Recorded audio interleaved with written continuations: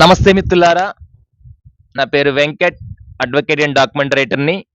నేను ఈరోజు చెప్పబోయే అంశము ఆంధ్రప్రదేశ్ ప్రభుత్వము రిజిస్ట్రేషన్ మరియు స్టాంపుల శాఖ స్లాట్ విధానం అనగా డైనమిక్ క్యూ మేనేజ్మెంట్ సిస్టమ్ అనే నూతన విధానాన్ని రిజిస్ట్రేషన్ శాఖలో ప్రవేశపెట్టింది.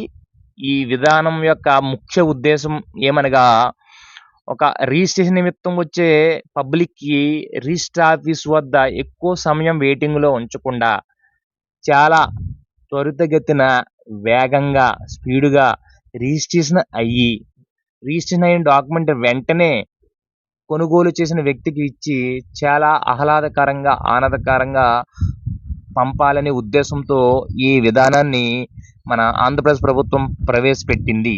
అయితే ఈ ప్రవేశపెట్టిన విధానం మనం అమలుపరుచుకోవాలి అంటే కక్షిదారులు అనగా అమ్మినవారు కొన్నవారు కూడా ముందుగానే రికార్డుని పరిశీలించుకుని దస్తావేజులను రిజిస్ట్రేషన్కి కావలసిన అన్నీ ప్రిపేర్ చేసుకుని కన్సిడరేషన్ వాల్యూను అకౌంట్ ట్రాన్స్ఫర్ చేసుకుని అన్నీ కూడా క్షుణ్ణంగా పరిశీలించుకుని దస్తావేజు ప్రిపేర్ చేసుకుని పబ్లిక్ డేటా ఎంట్రీ నందు ఎంటర్ చేసుకుని మనం ఏ రోజున రిజిస్ట్రేషన్ చేసుకోవాలి, తేదీ, సమయం, ముహూర్తం అన్నీ ముందుగానే నిర్ణయించుకుని ముందుగానే స్లాట్ని ఆ తేదీకి నిర్దిష్ట సమయానికి మనం ఎంచుకుని రిజిస్టర్ ఆఫీసుకు వచ్చి ఆ లొకేషన్కి ఆ టైంకి ఉండి సాక్షులతో సహా ఉంటే మన డాక్యుమెంట్ రిజిస్ట్రేషన్ వితిన్ 15 minutesలో